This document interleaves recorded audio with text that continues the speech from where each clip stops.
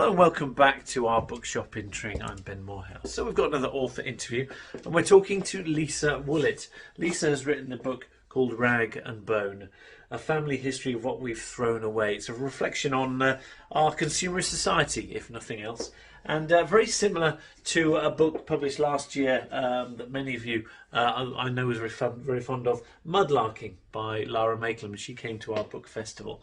So Lisa is interviewed by a close neighbour of hers, Richard Cowan, who's a professional musician who knows our area very well. He's performed in and around the folk clubs in Tring and Aylesbury and Chesham. So do enjoy the interview. That's it. Well, thank you, Ben. Hi, Lisa. Hello. So, here we are, Rag and Bone. This is your fourth book to date, and I much enjoyed, as I'm sure loads of people did, your Sea and Shore Cornwall and Sea Journal, which were brilliant.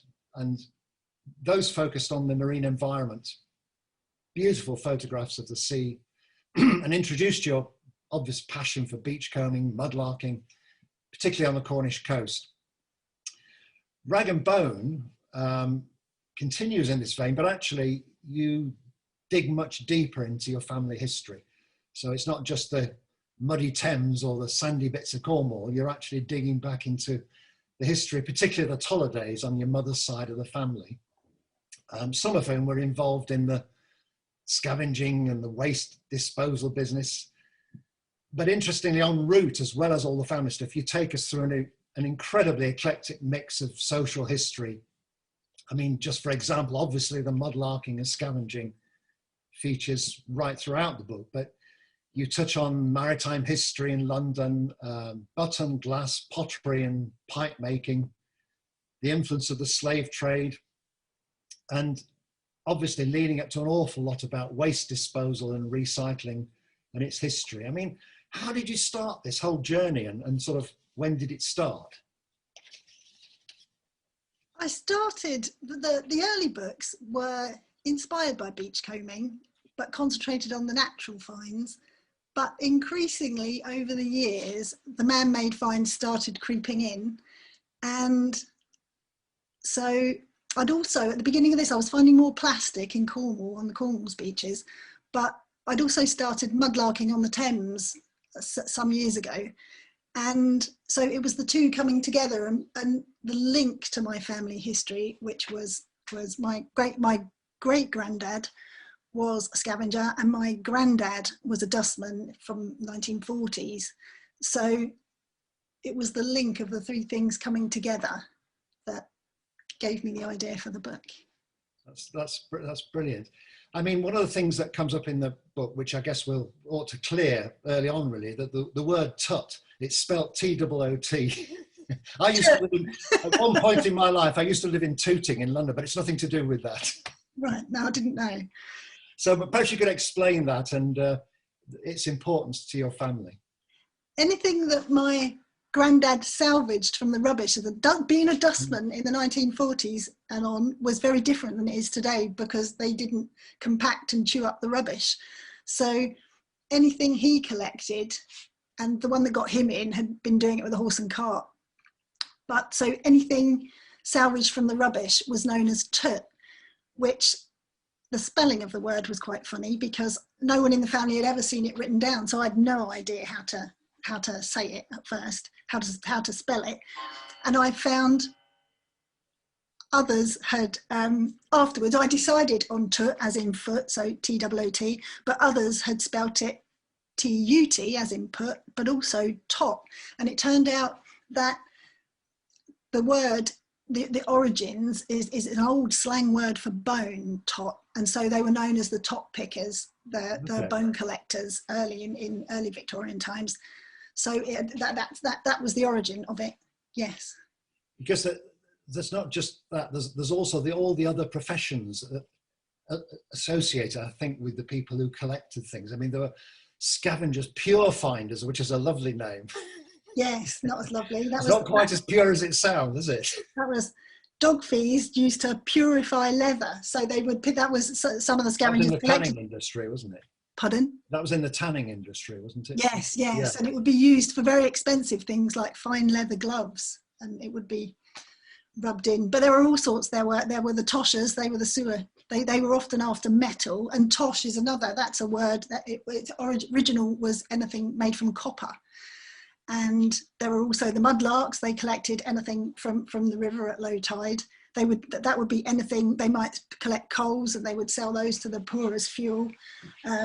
Again, some would be collecting bones or old rope or metal, anything. There were rag pickers, all sorts. Absolutely everything could be reused back then. And did your family do a bit of all of that, or was it just my granddad's specialisation in he worked the scavenging in that we've just been speaking about is very unofficial, whereas the official scavenging was the dust yards. So they would have dustmen, the old fan-tailed hat, early Victorian dustmen. They would be taking everything back to the dust yard, and there would be often women and children, the families of the dustmen would be in the dust yard, and they would be sorting through for anything that could be sold on, which was almost everything at the time. You'd sell the bones, could be sold on to make glue or soap, and each person had a specialisation. So my granddad's time was later than that, but his specialisation was pewter, which would have been often at the time people were throwing away the old pewter plates, and he would sell things to the toot shop. But the interesting bit that my family, there was a lot of that people all remembered, my mum and her siblings, was him coming back to the house because his rounds took him past his own street in the Elephant and Castle. So he would stop off at the house, and my nan would hear the door go, and then she'd shoot out into the passage to see what he'd left, and it would be absolutely anything, all sorts. They remembered, once speaking to my mum's brothers and sisters, they remembered frozen peas one time that were no longer frozen, paving slabs of iced coconut was a particular memory of my brother, and they've got some of their furniture, all sorts of things had been salvaged from the rubbish. Yes. Wow. And he had an eye on the pewter, because presumably it was better value, was it, than some of the other stuff? Yeah, I'm guessing that probably as you'd been in longer and longer, you could specialise in something slightly more valuable as you went along. Yeah, but he would collect anything. It wasn't. I think that was just that was sounded like an old dust yard culture that had carried on. Yeah. I mean, one of the things that the words that comes up in the book is when they're sifting the dust, there's the breeze, isn't there? Do you want to just say what that is? Yes, it was. They would. The thing that made it viable because they used to pay to take the stuff away in Victorian times, was the early times. That made it viable was that the ash from fires, which probably I'm presuming is where dust comes from for part of it. But they would have you'd have the sorters that would take anything of value, but then you would also, the last job was sifting, and so the breeze you separated what the breeze would blow away. So it separated it into breeze and finer dust, and they'd be sold on to different places for different uses. So that's what made it. The breeze blocks from, isn't it? That were made in. I understand it is, yes. Because some of that happened in Cornwall with not such good effects, because the mine waste which they used in the breeze gradually deteriorated. But that's another story. And the other thing that fascinated me is that you talk about mudlarking and beachcombing, obviously, those two terms. Is there a difference between that in your view?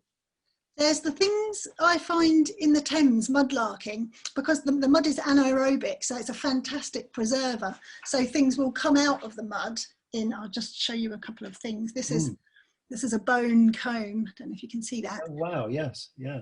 That is probably 17th century, 17th to 18th century, and that would come out of the mud in exactly the same condition that it would have gone in, because it's so well preserved. Whereas the things I find on beaches, I find very few bone things on beach, almost all plastic, but that's a bone toothbrush.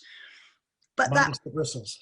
That's minus the bristles, with little sand grains inside. But so things are much more worn that I would find on the beach and much better preserved. But because the book follows the journey from central London, the Thames, the family, it's always where some of the family have lived, and it follows them from central London out to the estuary. So the middle section of the book, it's half beachcombing and half mudlarking.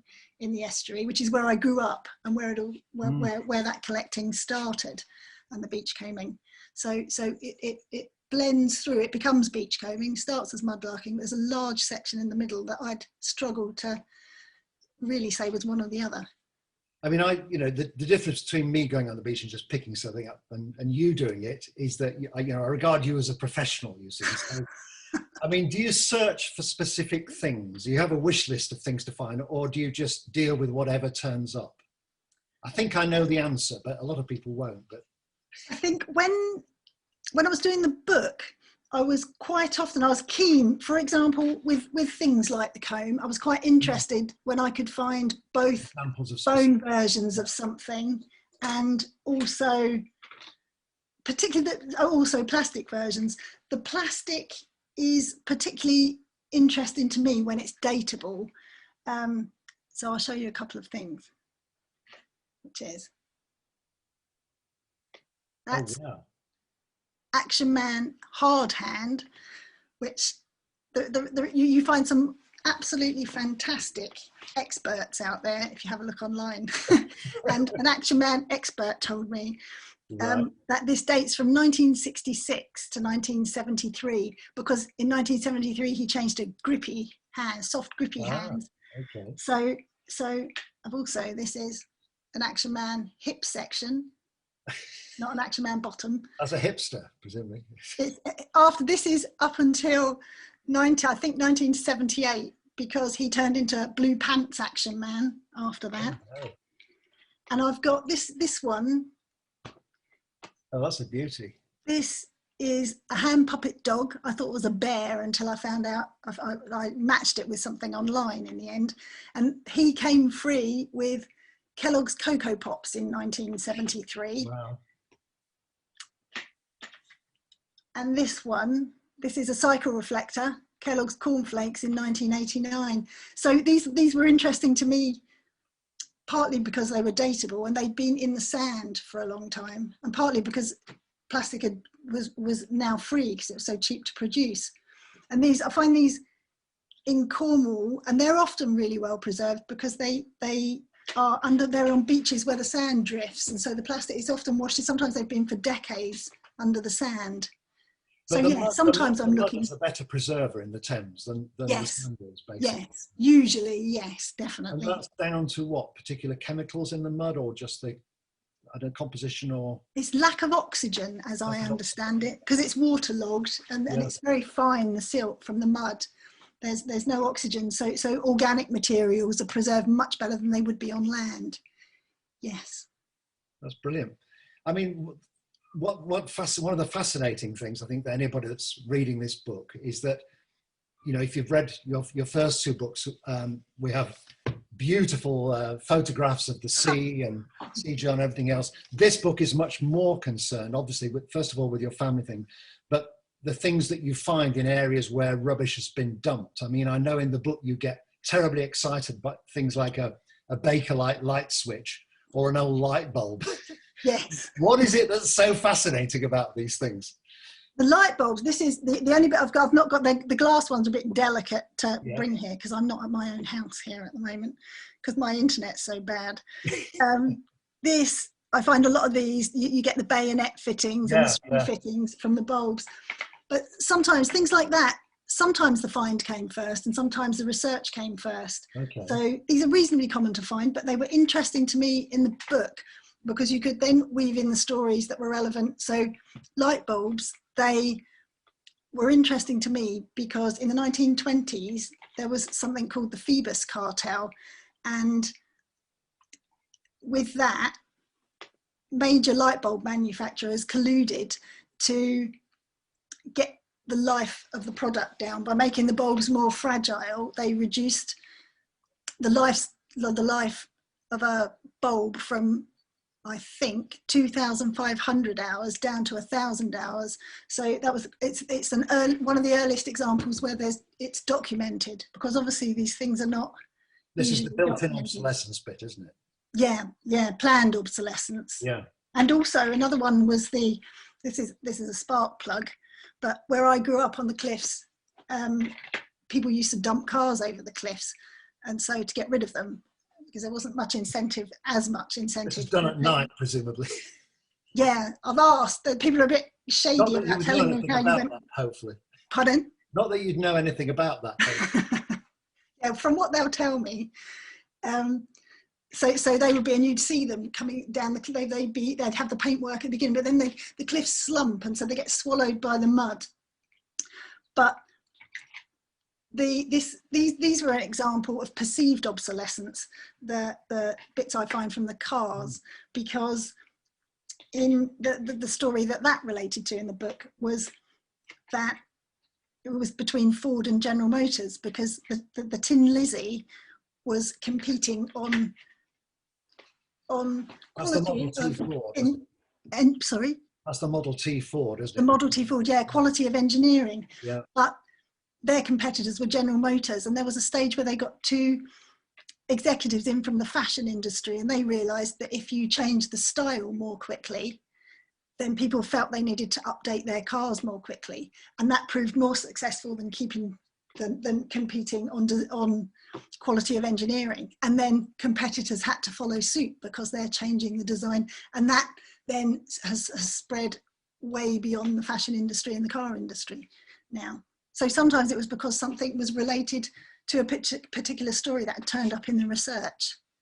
I mean, I suppose these manufacturers never really admitted to sort of, built-in obsolescence, or what was the other phrase you used? Perceived obsolescence. Yeah. Yeah. I mean, I suppose they never actually admit that, do they? It's just there's a few quotes from early on where people were more open about it then. Oh, really? But there was a quote from General Motors that was I do quote it in the book, I can't remember it exactly, but it was to do with our main job is to increase obsolescence, and they would say that, but because they wanted people to buy more stuff, basically. Yes, but we wouldn't say that now. Like, they wouldn't say that. Not something that would be said. It would and it wouldn't be recorded in any way, I would presume. Anyway. And you don't want a lawsuit from General Motors, presumably.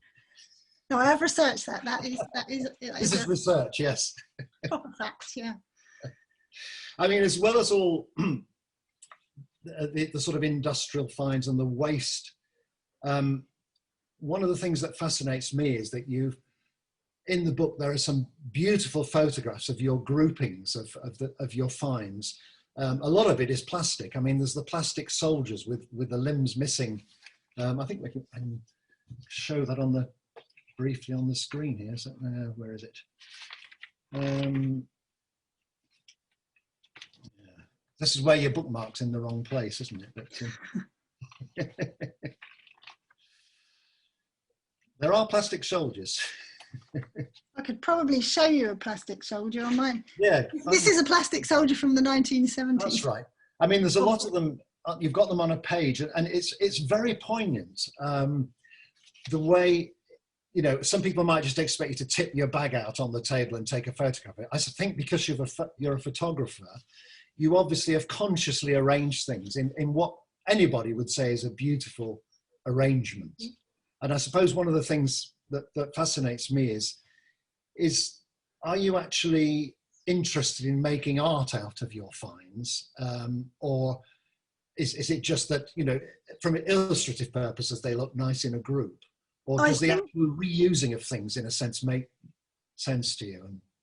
I think in this particular project, the photography was to get people's attention for the subject, and so to draw people in that may otherwise not be interested in the subject, maybe. So I wasn't consciously creating something that I thought, it was more a body of work that told the story from a different perspective, I think. I liked that it wove in, but I tended, in this one, in the previous books, because my background is as a photographer, and they've changed. The first book was primarily photographs, small amounts of writing, and each book has had more writing, fewer pictures, really. Yes. And this one, so it definitely, and the pictures came second. This one fascinates me. I'm going to hold that one up. Right. You can see that. I mean, this is plastic found on a Cornish beach, all in shades of pink, which includes a Monopoly hotel, a single-use coffee pot, a Coca-Cola bottle top, golf tees, ferro liquid caps, biro lids, a bug from the 1980s game Bed Bugs, disposable lighters, a horseman with half a torso, Lego flippers, spear guns and flowers. A lot of that from the 1997 container spill from a ship, wasn't it, in the Lego. I've got a piece of Lego here. I've got a Lego dragon. Which I know is a particular fascination. They are. This is my daughter got into beachcombing because of the Lego.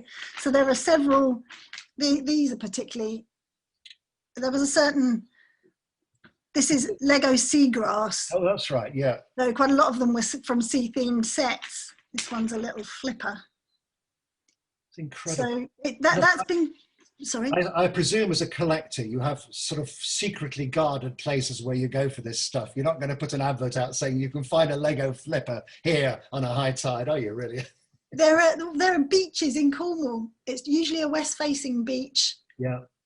And they're usually there's very sandy, the wide sandy beaches, because the drifting sand covers it up for long periods of time. So a lot of the old finds, the vintage plastic finds, will be on certain, they're called collector beaches. So you do, and they're the beaches that you get really in Cornwall. There's a fantastic community of beach cleaners and beachcombers, and those beaches, they're just recovered. You get a storm and it's all decades of rubbish is buried under the sand, so it can look pristine over the summer sometimes, and you'd have no idea that all the plastic is buried underneath the sand. It's an incredible amount of stuff that's lost off the back of, well, not off the back of ships, but these huge container ships, isn't it? I mean, thousands of containers are lost, and they're not necessarily obliged to register the loss of a container. I think I read that in your book. Yeah, I've got a couple. This one was particularly interesting to me. I had absolutely no idea what this was when I found it. And this is when the communities of beach cleaners are really helpful. And it turned out this is a tea pod, like the coffee pods. But this piece of, this was from a container spill, I think, in 2014. So they're still washing up now. But that's used to make a single cup of tea. And really, I had absolutely no idea. And that led me to a quote from one of the inventor of one of the main selling coffee pods, who said that he regretted now that he'd produced them, because that he'd invented them, because they produce so much waste. But that's something that kept coming through to me, that once we've found a new level of convenience, it's very difficult for us to go back in any way. So that is probably one of my, sometimes my favourite things were very ordinary and very boring, because they actually led to quite interesting research once I followed a trail through other people on the internet. What else have you got in that tray down there? Because I haven't seen what you brought. So. I've got, this is a party popper. Right. It's got very distinctive bite marks of fish in it. And this is one of the very sad things, isn't it? That increasingly wildlife, there's a famous film, isn't there, of Albatross in the South Atlantic, where they've dissected them, and they're absolutely full of plastic. Yeah. The nodules. There was one of the things that probably sparked the idea for the book as well. Here we have our English version of the Albatross is a fulmar, and was finding one on my local beach, and that led me off to watching quite a few. They were videos where scientists were dissecting their stomachs, and they would cut into tiny little stomachs that they had in trays, and they would be filled with plastic sometimes. And they'd been found on the North Sea shores here. So quite often, it was finding this very close to home that made it. Often finding the things on pristine Cornish beaches, the plastic in particular, it very much, seeing these things in that kind, so unexpectedly at first in that kind of environment, brought home to me the plastic in my own life that often becomes completely invisible. We're so used to it and it's so common. This is a soy sauce fish. So sometimes I'd be keeping something because there was a certain poignant quality in it that is just a piece of rubbish, but it felt more so. I mean, it feels to me that some of your finds are, as you say, more symbolic finds of the age we're living in, not just the pretty, 18th century spoons or handles of something, or Yeah. it's almost equally important. I think the message in your book is, isn't it, that we actually register this stuff and think about how on earth we can change our routines and our lives and our ways of disposal of rubbish to stop this affecting wildlife and the environment.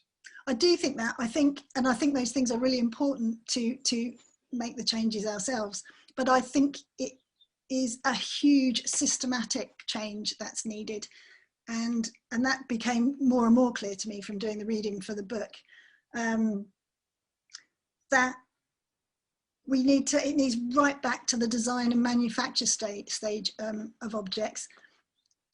Their whole life cycle needs to be taken into account, so that those resources remain in use, and so that the responsibility, a lot of that rests on the producer, and if they take more responsibility, so that whether that's physically or financially for reuse schemes and so that things can be repaired, so that they can be recycled, but that needs to be at a very early stage in the process. It can't just be this one way, some people that take, make, waste, this one way journey that I kept following. And it was quite interesting in the book, following the more and more rubbish that we were producing, the further away it had to go to remain out of sight. So at first we were just in London, medieval London, you're just chucking it in the river, and for quite a long time. And then the dust heaps went out to the suburbs, and then they got too big for the suburbs, and as the population grew, it was dumped out on the marshes. So as I'm following it through time, I'm getting further and further away, and then it's dumped on the marshes, it's landfill on the marshes, or just dumped. And because the southeast of England is tipping, isn't it? It is, yes, all the rubbish. You very, very graphically say in your book, tipping in both ways.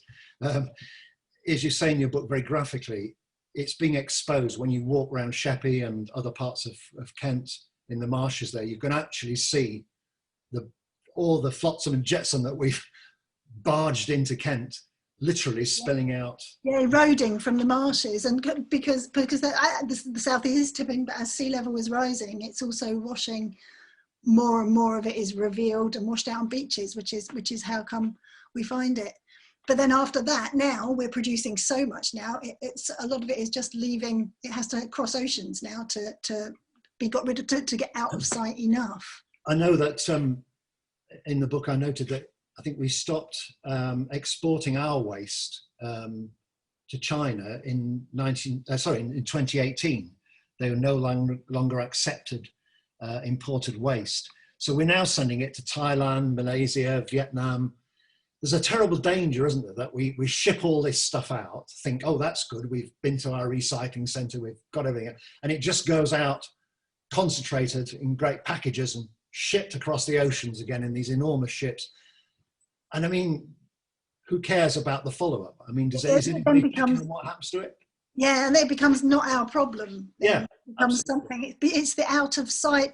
I found that quite interesting following the dustman. Once you've got the compactor, we pop the bin out, or we do that run to the tip, and we feel quite good and clean after that. It's become someone else's problem, and we can be really unaware of the quantity that we're producing ourselves. I love this phrase in the book as well. You talk about moral redemption. It's like, I know if I go to the tip, I come back home and think, oh, that's great, I've got rid of those 3 sacks of garden waste or whatever. Yeah. Now I know that's going to be recycled, the green stuff, that's okay. But it's the other stuff, isn't it, that we throw out, our household stuff. We don't really think about where it's going to after it's been to the tip, and we feel good about getting rid of it.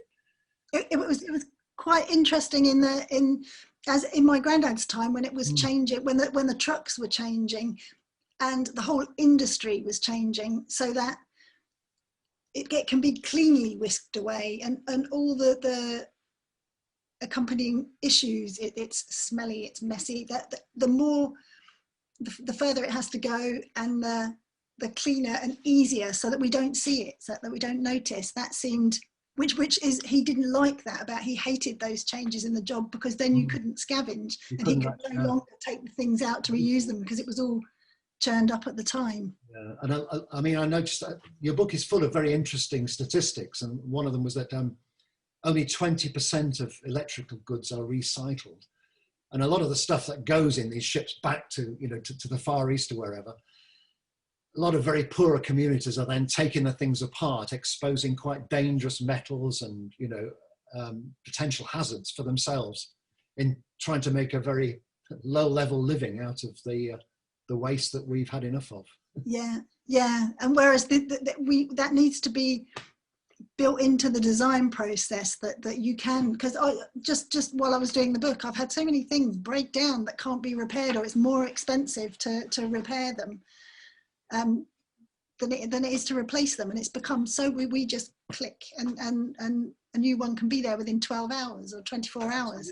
Absolutely. And so there's no incentive to get things repaired and to keep those resources in use. I mean, I remember, you know, in younger days, you know, I'd go to the electrical shop in town, wherever I was, to replace the element in my kettle when it had gone after about 10 years. Now, could you find a kettle element anywhere? I doubt it. Probably in the tip. Yeah. No, kettles was one of my kettle broke while I was writing the book, and I refused to get a new kettle. So we've just got we've got an old one that doesn't even whistle, that you just put on the hob, because it just hadn't lasted as long as I'd had kettles last longer. And absolutely. The kids complain that we don't have a microwave, because the microwave also broke down at the time, and various other things. But we've adjusted a bit.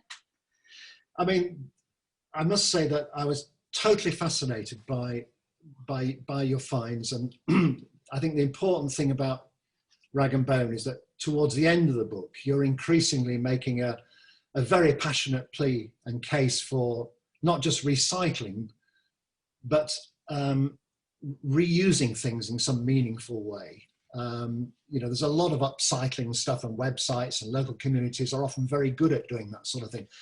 But this is all kind of local stuff. I mean, what barriers do you think there are to achieving a better use of things? I mean, some of it you've talked about the obsolescence and the reluctance to make things last. I mean, what else can we do to help things, do you think? I think things will change once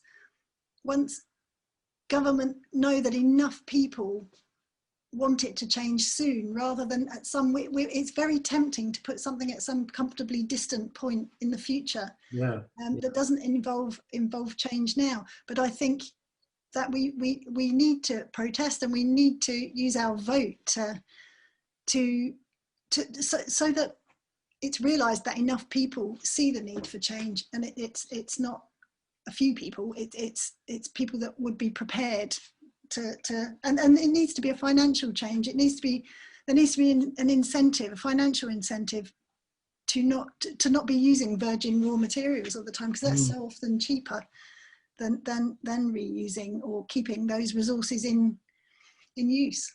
I mean, we started off talking about your family. I wonder, one of the things reading the book, you gently introduce certain members of your family, and you're certainly digging into the past generations.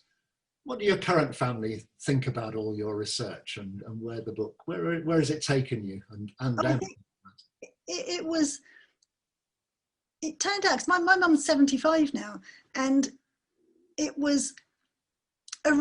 turned out to be a really precious opportunity to find out more about the family, because it's not things I'll always be. Her siblings are in their 80s, and so it's been, there were a lot of things that I would never have asked, and they were quite, I'd go beachcombing. I went beachcombing with my mum in the rain beneath an old eroding tip, and it just somehow, the specific nature of the finds that we picked up would spark conversations. So for me, it felt like that. My mum and her family are really pleased with the book and how it comes, which is, I think it is a bit nerve-wracking writing about family, and you're writing, a lot of it's from my mum's point of view, which is obviously everybody will see it quite differently. So, and I gather your children have, from the book very much, and knowing them a little bit, they've taken up some of your interests. They have it's a few years later at the moment, yeah. and they're teenagers now. So sometimes their interest in becoming beachcombing is waning slightly at the moment. Yes. So they have been. When I started the first books, it was wonderful, because that treasure hunting instinct that children have was fantastic, and they were really inspiring. That show and tell element of it was brilliant. And my daughter was really keen. She would come to beaches covered with plastic, and they got really good eyes, young kids. So she was brilliant at finding things, and she would see things that I would completely have missed. But if I'm completely honest, for the moment, I think their interest might be on the wane. At least in the plastic. That's good. Yeah. We talked a bit about the barriers and how we can play a part. Recycling, green energy, you mentioned quite a bit about that in the book.